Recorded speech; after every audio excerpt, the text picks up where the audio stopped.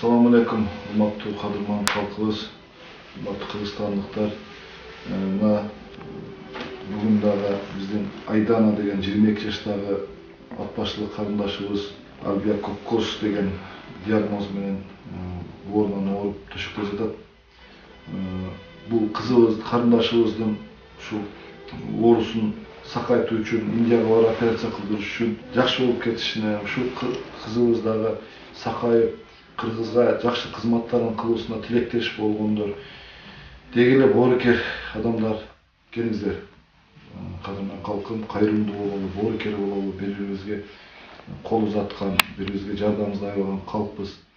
Ушул кызыбызды дагы айыктырып, ушул кызыбызды дагы боорун алмаштырып, Индиядан операция кылып келгенге жардам берели.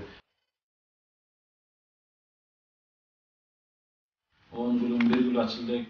Карындашыбыздын апасы сиздердин жардамыңыздарга муктаж болуп турат. Сиздерден бир чоң үмүт, ниет менен кайтыгер карабаган инсандарга бир муктаж болуп турат. Ошондуктан мекендештер, келиңиздер, алыбыздын жетишинче жардам берели. Эгер мүмкүнчүлүк жок болгон болсо, дуа берип коелу. Айданай кыргыз элим.